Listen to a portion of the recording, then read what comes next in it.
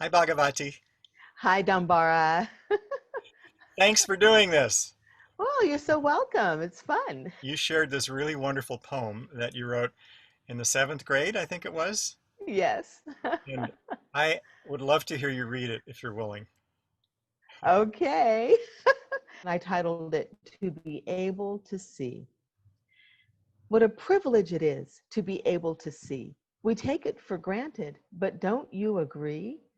To be able to see all the world, it's stupendous. Each little color, I say, it's tremendous. Why don't we all take advantage of this wonderful gift we are bestowed with? Just think of all who are unable to see and open your eyes. Look at land and at sea. Look at the world. You won't be here that long. Look around and be happy. Fill your heart with a song. Be ecstatic, erratic, go crazy with gladness.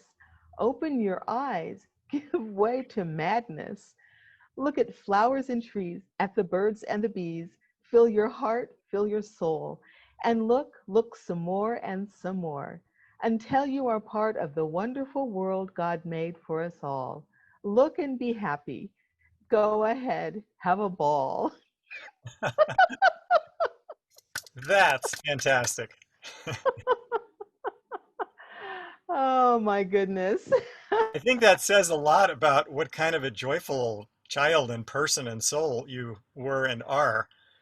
So, with that segue, just share a little bit about your upbringing and family. I grew up in the San Francisco Bay Area and sort of just north of San Jose in a town called Milpitas. Both of my parents were college educated. My mom loved to sing, but she wasn't trained musically. But she played a little bit of piano, and that I think was the first thing that kind of triggered for me a desire because we did have a piano in the house. And I remember being 7 years old and wanting to play piano. I just feeling like, Huh. I really want to do this, you know? So I did get piano lessons when I was 8, but actually I didn't stay with lessons for very long. And really don't know why, but I think I took lessons for about a year and a half. But then in 6th grade, a very important thing happened. Suzanne Maria Lavinia Tharp. She was my best friend in 6th grade. We were like, we were like that. Um, she moved from Iowa to Milpitas and she played flute. Wow. And of course, if you're in 6th grade and you're like this with somebody, you got to do what they do. Huh. So I started playing flute. Wow. And Suzanne later moved back to Iowa, became an English major, got married, had kids. We've eventually lost touch. I would love to connect with her again. And in the meantime, I was still playing flute, going to the conservatory, becoming a professional musician. So it's all Suzanne's fault.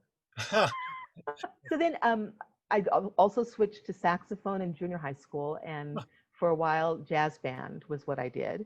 I played with a band called the Blue Saints and we toured. And first baritone, the big Wow. one. Gosh. Yeah, yeah, yeah. I have a picture somewhere that I've got to find because, it's almost as big as I was. I switched to alto after a couple of years, and Okay. that was my own saxophone. The Barry was the school Okay. instrument. Are they But similar to flute or really different? well, there's some similarity in the fingerings, Yeah. but everything else is different. Yeah. You're dealing with a reed, you're biting down. It was quite different. When I did go back to playing flute later, um, and started focusing on flute, I had a lot to fix from the Oh, years that I played saxophone. okay. But you see, I didn't study seriously until basically I was 19 or 20. So Okay. that's when I started discovering the things that I had learned wrong and, having to do a lot of cleanup. Sure. So, how many years was it before you came to Ananda that you were doing a professional musician life? A lot of years, Yeah. a lot of years, because I didn't come to Ananda until I was in my early 40s. Okay. So I had been working as a musician. Well, I mean, I'd been performing kind of professionally, even if I didn't get paid, since high school with the Mhm. bands I was in. I graduated in '86. So let's say early '80s. I was out playing in orchestras and and okay. So then when I found Ananda, it took a lot of years for me to truly find it because there were hints, Okay. but I wasn't catching the hints. One of the most dramatic hints is, of course, you know Donnell Page, Yes. the harpist who played on many of Swami's recordings. Well, she and I were friends, and I played in Modesto Symphony, which is where she was from. She was a personnel manager, and we played in a lot of other orchestras together. And I can distinctly remember Santa Cruz Symphony break during the rehearsal, saying to her, "So what have you been doing?" And she's like, "Well, I was up this place near Grass Valley recording, and they have a recording studio. It's a spiritual community." And I was like, "Really? Huh? A spiritual community where music's important enough to have a recording studio?" Hmm. That was it. I didn't ask, "Well, what is that place? Uh, Where is it?" No, it was just like, yeah. so, because at that point I was consciously on a spiritual path. I was with Unity and then later Science of Mind, Okay. but I didn't quite get the memo at Yeah. that Yeah. point. Yeah, it was another 5 or 6 years. So, Okay. yeah, the Unity Church where I was like the coordinator of volunteers. The Huh. Joy Singers sang at our church. Wow. I helped organize it. Huh. You were probably there. Anyways, pretty funny. Pretty funny. Yeah, it was the Palo Alto Joy Singers. So what Yeah. did do it finally? I was in a home-based business, and some of my business buddies, a couple of them were members of the church Okay. of Ananda Palo Alto, and we were at a business meeting, and they started talking about something called Shivaratri. Uh-huh.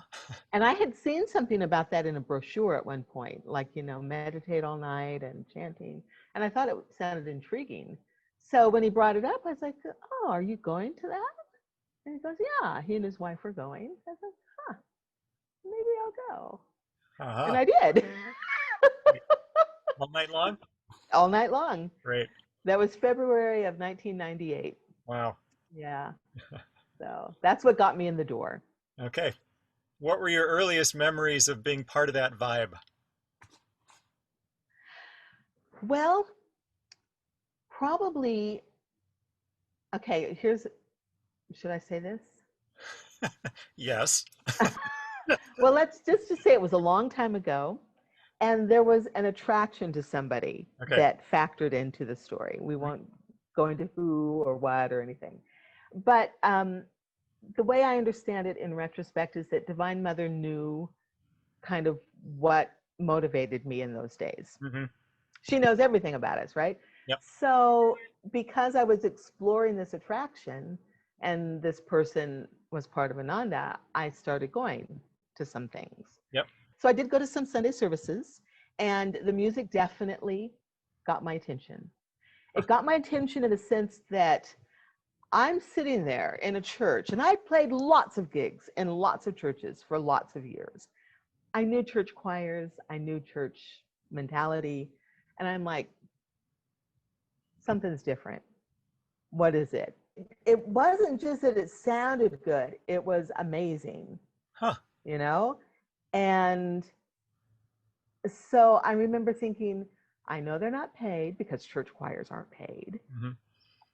So it intrigued me, you know? I remember distinctly a small group, this is again in Palo Alto, singing Going Alone. Well, at that time we called it Truth Can Never Die. Mm-hmm.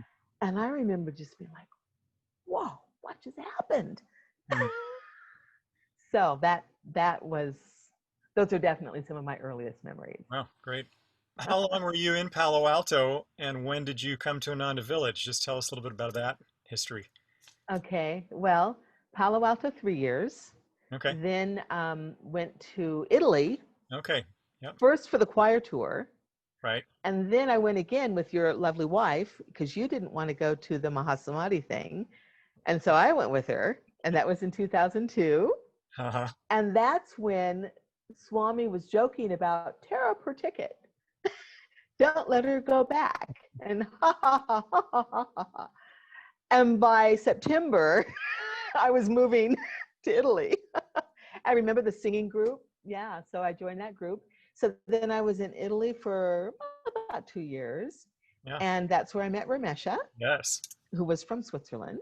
Tell us So about then I that. was in Switzerland for 2 years. Tell us, oh, what should I say about that? Um, I met Ramesha as a member of the Lugano meditation group. Hmm. The whole group was great people, lots of fun. At that point, I had seriously talked with Divine Mother, who knew what motivated me, and said, look, if it's not the right relationship, just don't even. So for 5 years, I'd been completely, I could have been a brahmacharini, but I just wasn't quite at that point yet. But so, know anything about relationships. I had some lovely male friends. That was it. Hmm. And the first time that I kind of went, was we were going to do a concert.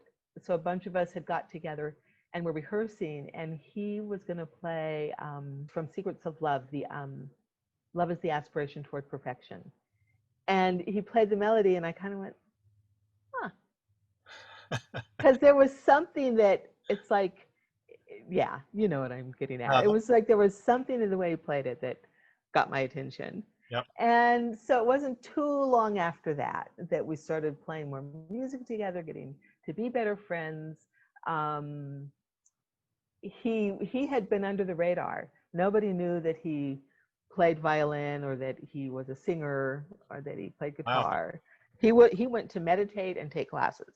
That was, So when I learned that he played violin, it was like, oh my God, you have got to do the string quartet. And so I kind of got him fully involved. Good for you. Thank you. Then after Switzerland, we came for 1 year. We came to the States to have 1 year.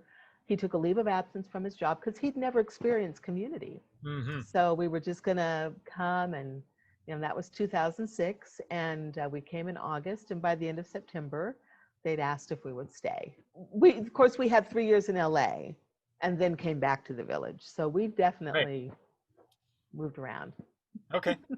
So I want to hear just whatever you're inspired to share about, just meeting Swami or talking with him or any advice he gave. Well, okay. Of course, there's a story that's in Asha's first book about, I do feel like the very first time I met Swami was not in person. It was through his song, Love is a Magician. Mm. And the brief version of it is that because I was a professional musician, we have a tendency to be maybe a little overly developed in the discrimination area, meaning we can be pretty darn critical. And so I knew that I was going to be, I knew Ananda was going to be something I wanted to do. So I was listening to a sampler cassette of music because it's like, okay, let me check out this music a little bit more. And I'd never met Swami. He was living in Italy. I knew Master was my guru by this point, but I kind of didn't know what the deal was with Swami. I was like, who is this guy? And he's American, but he's Swami Kriyananda. Yeah, I just kind of didn't quite have a place to fit him yet. Mm-hmm. And so I'm listening to the music on that tape, and I'm loving the choir things, and then New Dawn was beautiful with the violin, and it was just lovely. And then there started being these solos. And Dambar, I will be honest, my little hypercritical musician brain who hadn't met Swami, didn't know where he fit, was like, so why is this guy getting all the solos? He seems kind of out of tune. I wonder if this is the guy who founded it. Is it kind of like he founded it, so he gets to? This was, that's where my mind was. And I was working on like an art project as I listened. And it got to Love is a Magician with those kind of jazzy chords at the beginning. And I was sort of like, oh, this is a little sophomoric. I just in a very receptive place. And then Swami started to sing, and I burst into tears. Mm. And I just cried and cried and cried. And it was like he just went, oh, let's just bypass all that stuff. Mm-hmm. Just right to the heart. And I was like, okay, this is like my best friend. Wow. And I can trust him implicitly. And I just knew. And that's how I met Swami. I mean, I really feel that was how I met Swami. Why do you Yeah. think he asked you to move to Italy? Well, I think he probably tuned in pretty quickly to the fact that for me, music wasn't, okay, I have a job and then I go a couple of nights to choir or music, all my whole life has been pretty much my life. Mm-hmm. Not that I haven't had other jobs. And I have to say, I tried to quit music many times, Huh. along the way. But it's like, what else would I do? I was doing music. I didn't even know you could make a living doing music. And I was like totally doing music. And then I learned, oh, you can make a living. You can get in an orchestra. So then it's like, oh, I guess I should try to get in an orchestra. But it was always what I did. Uh-huh. So I think probably Swami could tune into, here's somebody who won't just be kind of on the sideline. Yeah. And I remember when he first floated the idea of getting the music out more, writing a letter to Lakshman and saying, I don't know what I can do. I'm not really a singer, but I don't remember how I put it, but it was like, I'm all in.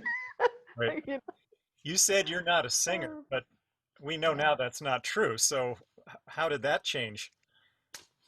The choir tour to Italy, because by the time I came on the scene, I was still brand new, but it was already in the planning. Hmm. And so like all the altos had already signed up. And I'm like, I've got to go. I've got to go on this choir tour. They already had Stephanie Ruffino, Darmody playing flute. They didn't need a flute. They didn't need altos. It's like, I guess I'll sing soprano. I had to go. Yep. Did you do a fundraiser to get yourself there? That was the Illuminating Grace CD. Yep. Which, thank God Yeah. that happened because that's just the classic CD. Yeah. Oh my goodness, Dunbar. We don't even have time for me to tell that story. But you're reminding me that I should write a blog post about it, Yep. because that was truly miraculous in the sense it was my first, probably my clearest experience of, this is not me. Hmm. God has an agenda here, and I am running to keep up with Hmm. God's agenda. Wow. So nowadays, you and Ramesha are the directors of Ananda Music Worldwide? Really, we feel like what we are is a team with Jeannie. Mm-hmm. And so we kind of, yeah, I guess we're directors because we're in charge of things, but the buck stops here kind of thing. Yeah. But we are kind of charged with being the ones to really wrap our aura, not just about music at the village, but with music globally. Mm-hmm. And of course, this pandemic is really helping us, it's really boosting that. It's so far, it's been a lot of how could we do that? And how should it work? And what could we do? And now it's kind of like, okay, we have got to Yeah. create something. And so, of course, the virtual choirs have been a big part of that. What we want to do is keep having making it more regular. We've done O Master, we've done Peace, but we want to kind of every month eventually, kind of have Yeah. where we get together and we record something, and anybody anywhere in the whole world of Ananda is Mm-hmm. part of it. Mm-hmm. It's been thrilling. We've already resolved that even after the pandemic, we'll never let go of this virtual choir idea, Mm-hmm. because there are people who have never been able to sing in an Ananda choir because they didn't live community. Yeah. Think how many people Yep. are in that position. Yeah. And so now they can join an Ananda choir. So we'll keep that going forever. Great. Just share whatever vision you have about just music, or where you'd like to see it go. Well, okay. I think for me, the vision for the music is one, for people to really be able to experience it as, members of Ananda, to be able to fully experience the music. The virtual choir, I think, is one important piece. Another piece, how we can use the music. We're surrounded by it, those of us who live in community, um, and we know it's important, but how can we consciously use it when we need it? Hmm. So that's one thing I feel like is something to be developed. Satyaki and the music antidotes, figuring out better how to help that get out there, Hmm. to help people. Swami wanted the music to help people. Hmm. And so I feel like we still have a long ways we can go with really making that happen. Um, and then part of that also is helping, in the world of Ananda, for us to understand what we've got with the music. Hmm. Because again, sometimes when you're swimming in the water, you don't realize fully what you've got. Yeah. And so I guess education, and helping us get it. And the reason I think that's important is because if we don't get it fully, then we won't be able to make it magnetic enough to help the world get it. Hmm. And I think this music is one of the things that the world needs, not for the music of it per se, but because it's Hmm. master's ray, the vibration of master. And that's what the world needs, more of God, more of love and peace and joy and harmony and calmness. And, so I think our music does that very powerfully, very powerfully. So Thank you, dear one. It's been delightful. it's been really fun.